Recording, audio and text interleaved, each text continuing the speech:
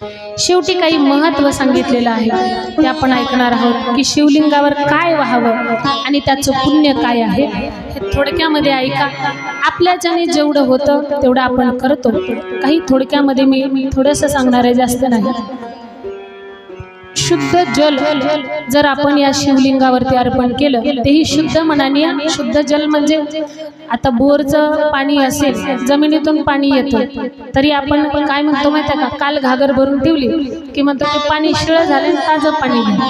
आता ताजं पाणी, जमिनीमध्ये असलेलं पाणी ही कालचंच आहे, परवाचंच आहे, पाणी कालही ठेवलेलं असेल तरी सुद्धा ते शुद्धच असतं।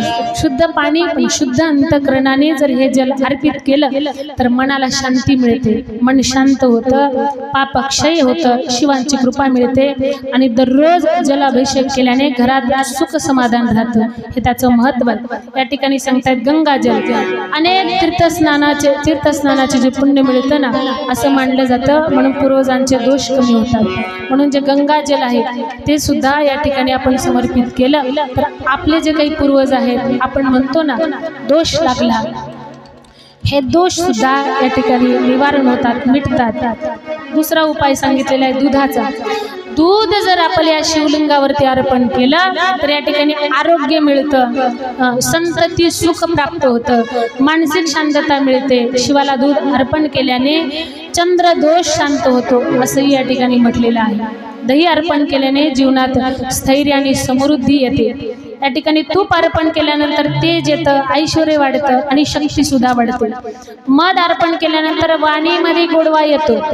ज्याची वाणी कटू आहे ना, किती चांगलं बोला, जे म्हणतात की नाही काय कडू तोंड आहे रे तुझं, चांगलं तरी बोलतोस का, त्यांनी मध अर्पण केलं पाहिजे शिवलिंगावरती, तर त्याची वाणी पवित्र होते, शुद्ध होते आणि नात्यामध्ये सुद्धा प्रेम वाढतं। साखर, या ठिकाणी खडी साखर किंवा साखर जर भगवंताला अर्पण केली तर दुःख प्राप्त होतं, दुःख कमी होतं आणि आनंद प्राप्त होतो, सुख प्राप्त होतं। या ठिकाणी सांगतायत पंचामृत या शिवलिंगावरती घातल्यानंतर सर्व प्रकारचे पुण्य मिळतं, देवाची कृपा या ठिकाणी आपल्यावरती होते। बिल्वपत्र म्हणजे काय हो, बेलाचं पत्र। बेलपत्र जर आपण समर्पित केलं तर हे सर्वात प्रिय मानलेलं आहे कुणाला, भगवान भोलेनाथांना। म्हणून हे बिल्वपत्र जर अर्पण केलं तर अनेक यज्ञांचं पुण्य आपल्याला प्राप्त होतं।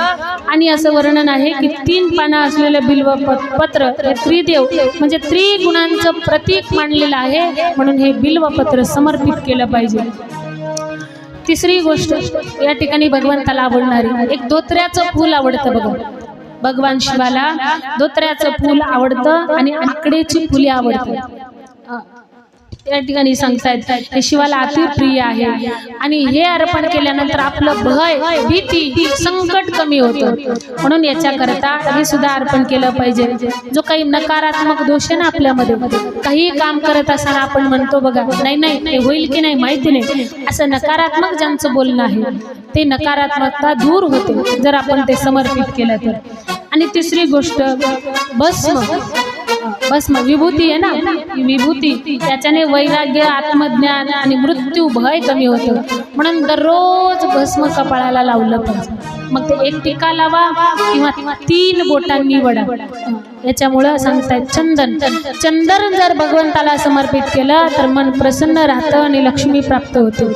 उसाचा रस सांगितलाय महाराज, जो आपण पितो तो जर देवाला समर्पित केला तर आर्थिक अडचणी कमी होतात आणि सुख समृद्धी आपल्या घरामध्ये नांदते। तिळाचं तेल जर भगवंताला अर्पण केलं तर शनी दोष आणि पितृदोष ह्या शांतीसाठी हा सर्वात मोठा सुंदर असा उपाय आहे। या ठिकाणी सांगतात काळे तीळ जर देवाला समर्पित केले तर पापक्षय आणि पूर्वजांची कृपा मिळते। देवाला आवडणारी गोष्ट म्हणजे भांग, आपल्याकडे नसते ती तिकडे गेल्यानंतर मिळते बघा भांग।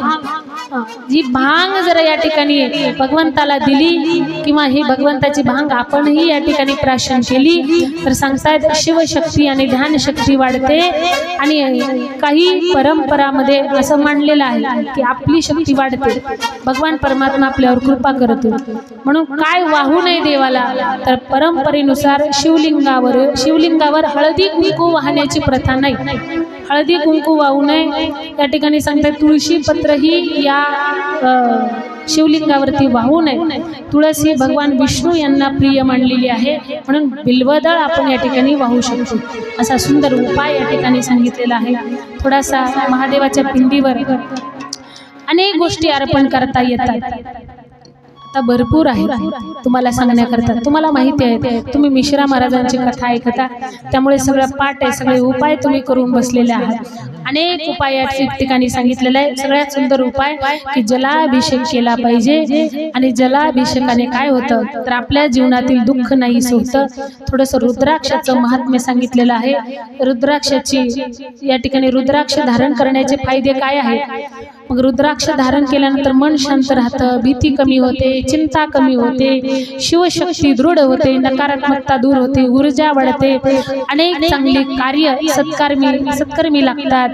जप, ध्यान, साधना यामध्ये शांतता प्राप्त होते, म्हणून रुद्राक्ष परिधान करण्याची प्रथा आपल्याकडे आहे। तर या ठिकाणी सांगतायत बघा, एक मुखी रुद्राक्ष शिवस्वरूप मानलेला आहे, तो मोक्षदायक आहे। या ठिकाणी सांगतायत दोन मुखी रुद्राक्ष हा अर्धनारी नटेश्वर स्वरूप आहे, दाम्पत्य सौख्य, या ठिकाणी दाम्पत्याने हा परिधान केला पाहिजे। या ठिकाणी सांगतायत तिसरा तीन मुखी रुद्राक्ष अग्निदेवाचं रूप आहे, हा पाप कर्माचा नाश करतो। या ठिकाणी सांगतायत पाच मुखी रुद्राक्ष, आपल्याला माहिती आहे पंचमुखी रुद्राक्ष अनेक जण धारण करतायत, तर हा पंचमुखी रुद्राक्ष सर्वाधिक प्रचलित आहे आणि हा आरोग्याने शांती प्रदान करणारा आहे। एक 11 मुखी रुद्राक्ष असतो बघा, तो रुद्राक्ष एकादश रुद्रांचं प्रतीक आहे, धैर्य आणि संरक्षण याच्याकरता तो परिधान करत आहे। रुद्राक्ष धारण करण्याचे नियम आहेत। सोमवार किंवा महाशिवरात्रीला हे धारण केलं जातं, शुभ मानलं जातं, म्हणून ओम नमः शिवायचा जप करून सात्विक आहार या ठिकाणी घेऊन आणि सात्विक मनाने शुद्ध मनाने हे रुद्राक्ष परिधान केलं पाहिजे। अपवित्र ठिकाणी हा रुद्राक्ष घालून जाऊ नये, पवित्र ठिकाणी रुद्राक्ष आपल्या अंगावरती असावा। जर आपण कोणाच्या मैतीला जरी गेलो ना तरी रुद्राक्ष घालून जाण्याची प्रथा नाही, असं शास्त्रांनी सांगितलेलं आहे। तर या ठिकाणी सांगतायत रुद्राक्ष जपमाळ 108 मण्यांची माळ आहे आणि ती श्रेष्ठ मानली जाते, शिव मंत्र जपण्यासाठी विशेष उपयोगी आहे। यामध्ये काही प्रकार आहेत बघा, काही पांढरे आहेत, काही लाल आहेत, काही पिवळे आहेत आणि काळे। तर कोणता कोणी परिधान करावा हे या ठिकाणी सांगितलेलं आहे। पांढरा रुद्राक्ष ब्राह्मणाने परिधान केला पाहिजे, जो लाल रुद्राक्ष तो क्षत्रियांनी या ठिकाणी परिधान केला पाहिजे, पिवळा रुद्राक्ष वैश्यांनी परिधान केला पाहिजे आणि काळा रुद्राक्ष हा शूद्रांनी परिधान केला पाहिजे। म्हणून सहसा आपल्याकडे काळी रुद्राक्ष जास्त असतात, आपण जो परिधान करतो तो असा रुद्राक्षाचा महिमा सांगितलेला आहे। बिल्वपत्राचाही महिमा सांगितलेला आहे। बिल्वपत्र देवाला अर्पण केल्यानंतर या ठिकाणी अनेक प्रकारचे दुःख निवारण होतात, म्हणून शिवपुराणातील मुख्य संदेश आहे भस्म, रुद्राक्ष आणि बिल्वदळ। भस्म जर आपण या ठिकाणी अखंड आपल्या कपाळाला लावलं तर या ठिकाणी सांगतात वैराग्य आणि शुद्धता आपल्यामध्ये निर्माण होते। या ठिकाणी रुद्राक्ष परिधान केला तर शिवकृपा होते आणि संतांची सुद्धा कृपा होते। आणि बिल्वदळ जर आपण भगवंताला वाहिलं तर भक्ती करण्यामध्ये रुची होते आणि पुण्याची प्राप्ती होते। म्हणून या तीन गोष्टी आपल्याकडे एकच चांगली प्रथा आहे, एक लोटा जल और सब समस्या का हल। म्हणून सगळ्या समस्येपासून जर सुटायचं असेल तर एक लोटा जल लो और इस भगवान भोलेनाथ पे चढ़ाओ। वो भी अंतकरण में अति पवित्रता होनी चाहिए, मन अगदी शुद्ध असलं पाहिजे। शुद्ध मनाने हे जर अर्पण केलं तर भगवान भोलेनाथांची कृपा होते। म्हणून एकदा सगळ्यांनी डोळे बंद करा, भगवंताचा आपण 1-2 मिनिटं जाप करणार आहोत। सगळ्यांनी माझ्या पाठीमागे मध्ये, आपला वेळ झालेला आहे, 2 मिनिटं सगळ्यांनी म्हणा मोठ्याने,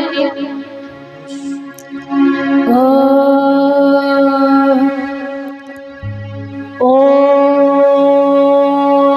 नमः शिवाय।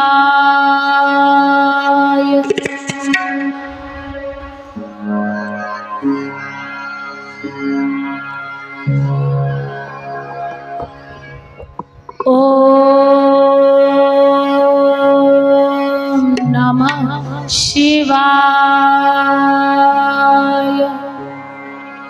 ओम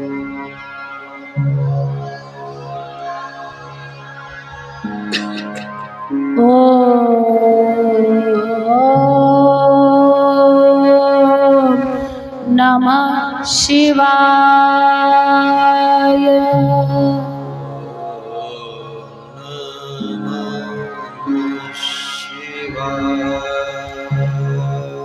ओम नमः शिवाय।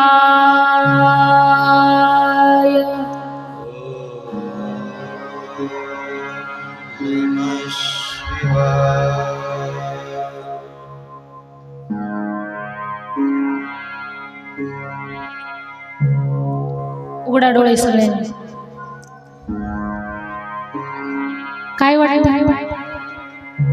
शांत वाटतं की नाही? 1 मिनिटाचा सुद्धा जाप केला ना तरी अंतःकरण अगदी शुद्ध होतं बघा, पवित्र होतं, सगळे विकार दूर होतात आणि आपलं मन कुठे लागतं माहिती आहे का? ते ओम अक्षरावरती आपलं मन जातं, आपले नेत्र त्या ठिकाणी जातात। म्हणून हा जप दिवसातून 1 मिनिटाचा असू द्या, 5 मिनिटाचा असू द्या किंवा अर्धा तासाचा असू द्या, हा जर जाप केला तर अगदी मन पवित्र होतं आणि आपला दिवस पूर्ण सुखमय जातो, शांतीचा जातो। याच्याकरता नामस्मरण हे केलं पाहिजे। म्हणून एकदा